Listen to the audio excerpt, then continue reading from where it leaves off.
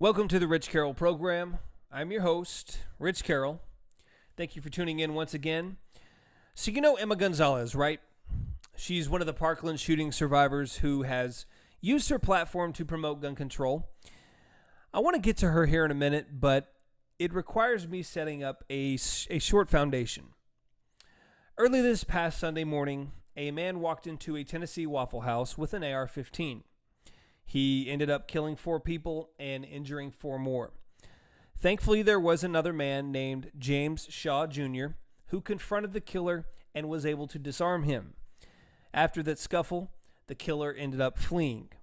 Now, I should note that Waffle House enforces a gun-free policy, meaning you can't take your guns in there to defend yourself, but the criminals are going to bring them in anyways, as demonstrated by this story.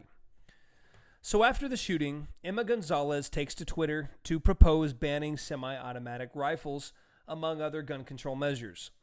In a series of 4 tweets, she said, "He was white and used an AR-15.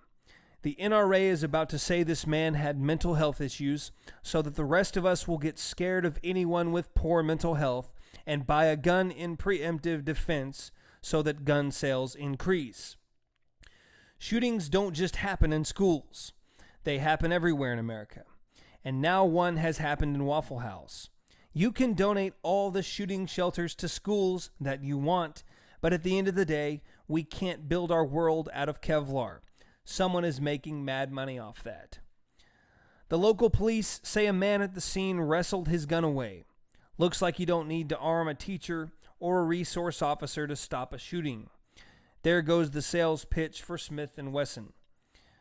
Removing the assault and semi-automatic weapons from our civilian society, instituting thorough background checks and mandatory waiting periods, and raising the buying age and banning the production of high-capacity magazines are the ways to stop shootings in America. Sadly, some more news came out yesterday about a mass murder.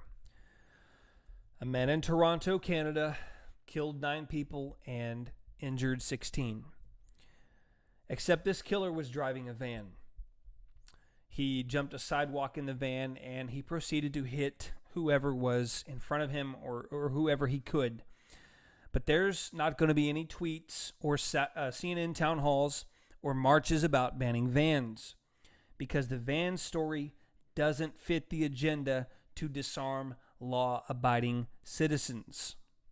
Now, I really do apologize that I have to continue making these videos. I mean, I don't want everything I post to be associated with negativity, but these gun control advocates, they continue to try and chip away at our Second Amendment rights. But the problem isn't guns. The problem is in the hearts of man. Because we are human, we are susceptible to all manner of evil, and all throughout history, the horrors of humanity have been recorded. Interestingly enough, America is set up in a way that people can defend themselves against the depravity of the human mind. In fact, there was a recent story in Glen St. Mary, Florida, where multiple home invaders were fended off by someone with an AR-15. The wielder of the rifle estimated he fired about 30 rounds in self-defense. Now tell me, once again, why does anybody in America need an AR-15? But because I want to preserve the culture of self-defense, I continue to make these videos. And with them, I have this small hope that I can convince someone that gun control is not the answer to reduce violence. Now, I do want to end this video by encouraging you to pray for all of those affected in the mentioned stories. Undoubtedly, there are a lot of friends and family today that have had their worlds turned upside down because of the choices made by a few individuals. And for all my support of guns and the Second Amendment, it also matters how we treat people. We often forget that showing love or kindness and respect to others is one of the best ways that we can combat evil. Romans 12:21 says, "Do not be overcome by evil, but overcome evil with good. I'm Rich Carroll. Thank you for joining me once again.